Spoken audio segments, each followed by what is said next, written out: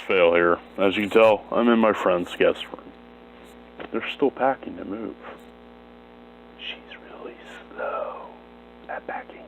Anyways, for the few of you that follow me on Twitter, my car died.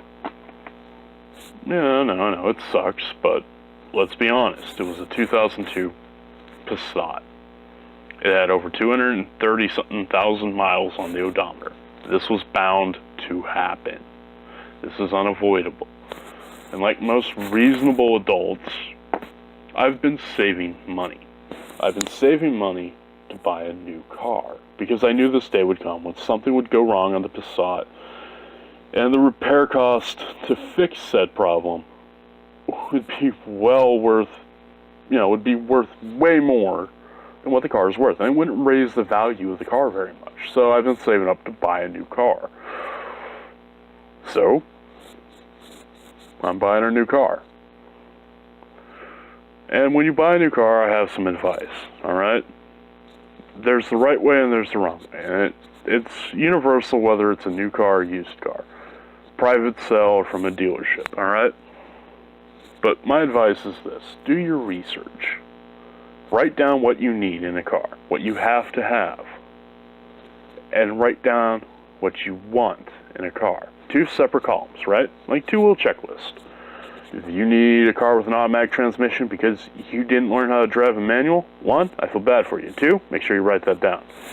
If you live somewhere like I do where it gets over 105 in the summer with 98% humidity or higher, probably going to want air conditioning. Write that down. If you want a good sound system, write it down. And write it down what you need and what you want. Okay? Then do your research. Now, I found a car I really like, and I'm very happy with it. Now, until I have the keys in hand and it's mine, and after all this shit that I'm going to go into is done, then I'll make a video bragging about my new car. Whereas the kids call it a whip. I don't know if they still call it that. I don't really give a shit. Alright? But once you've done your research, and you've picked out more or less what you need versus what you want, start looking at, cars on the internet. If you're buying a new car or you're going to lease a car, start looking at dealership websites, obviously. And do your research. Make sure you have what you want in a car, what you need, what you have to have. Hot in the summer, air conditioning. Cold and snowy in the winter, butt warmers in your seats. Maybe heated, windshield nozzles or some other shit, who knows. You got kids, multiple seating. No kids, but you haul a bunch of stuff, room for cargo. Okay, makes sense. Now once you've gone through various dealer websites and you've narrowed it down to a handful of cars, they don't have to be the same make, they don't have to be the same model, and they don't have to be at the same dealership. But once you've narrowed it down, start looking into those cars. Start reading reviews. Talk to people who may own them. Maybe watch a review of one, or, watch several reviews, not just one. Then, once you've narrowed it down a little further, actually go to the dealership. Now, when you go to the dealership, you want to be careful. They're going to want to, try to get you to buy it right then and there. They want you to sign, and that's it. Don't do that. Say, look, I'm looking at this. I need this, this, and this in the car. I would like for it to have this, this, and this, but those are optional. If you found one online and it's got a great price, don't just jump. Don't just pull that trigger and go buy it. Go take it for a test drive. Why? Well, here's why. At one point, I was really interested in a Mazda 3. I was. The only problem is I am fairly tall. And I don't fit comfortably in a Mazda 3. Okay, fine. That makes sense. That's why you take it for a test drive, make sure you like the way it handles, make sure it's comfortable, all that fun crap. You don't just buy a pair of shoes without trying them on. If you do, you're an idiot. Try them on. Take them for a walk around the store. Buying a car, take it for a test drive, sit in it, familiarize with all the shit inside of it. Make sure it's what you really, really want. And once you've narrowed it down to one car at a dealership at a price you really like, then you can begin the negotiations. And there are some tips to save you a lot of bullshit and trouble when you go to haggle for a price. Now, I got the car at the price I was definitely willing to pay. Lower than what I was willing to pay. Okay, fine. I got it for what I want. I'm very comfortable with the price. The dealership has agreed to the price. I have that in writing, but I'll get to that in a minute. Under no circumstances, when you go in and talk to them about buying a car, financing in particular for a purchase or lease, never, ever tell them how much you can afford to pay a month. No, do not do that. That's how you get screwed. Hear me out. Say you can afford $500 a month, and you want to buy a $10,000 car. Well, my God, $500 a month for $10,000. Well, after financing for 36 months, you're not going to pay for 10 grand. You're going to pay a lot more. So do not, under any circumstances, when you go to buy or lease a car, and you're going to finance it, especially if you're leasing, because I believe that's how, I don't know, I've never leased a car. But if you're buying a car, don't tell them how much you're willing to pay a month. No. That's how they screw you over in price. Okay? Tell them what your maximum budget is. Well, tell them what you're willing to spend. Lowball it. Because you can always take your money and business elsewhere. I know. And that brings me to my next tip. If they start getting pushy, threaten to leave. Say, look, I'm going to walk. I'll go elsewhere.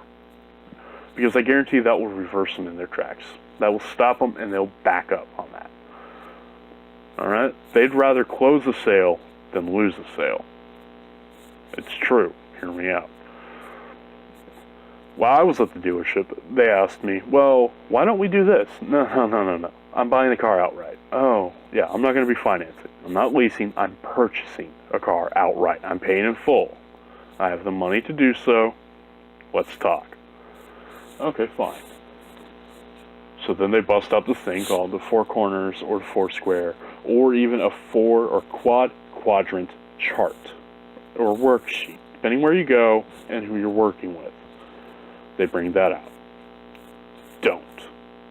If they pull that out, threaten to leave. Just say, look, if you don't put that away, I'm going to walk out. Again, they'd rather close the sale than lose the sale. Because that worksheet is total bullshit. It is. It will cost you more money in the long run to do that. Because it's like playing three-card Monte. You cannot win if they use that. You cannot get a good price. You are only throwing money away. Just because it's lower in one area doesn't mean the other areas go down. This is how they, bamboozle you. It drops in one corner, the other three go up. Like I said, three-card Monte, don't fall for it. Okay? Third thing. Well, fourth. Fuck it, who cares? The other thing you need to look out for is when they try to guilt trip you. And they try it. Oh God, they do. While I was negotiating for the price I wanted, they tried to guilt trip me. And it's, well, this is what, the salesperson said. You don't haggle over the price when you buy your groceries, do you?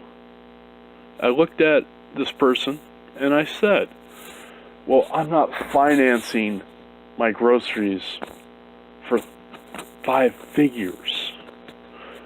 I'll haggle over a price of milk if I have to finance it. Or if I'm purchasing it for a large sum of money. I'll fucking haggle. You bet your ass I'll haggle. Because there's no way I'm going to pay what they want if it's outrageously expensive. Don't fall for that guilt trip shit. Haggle. For fuck's sake. Haggle. But don't be an asshole about it. If you've done your research and you've found a good car at a price you are willing to settle at, that's where you start to haggle from. And if what happened to me happens to you, right? If you are haggling and you have found a car you like I did, and you found it on the internet for a price at that dealership you're willing to pay, and they tell you, oh, it's this amount, and it's way over what you're willing to work with, make sure you bring up that internet price.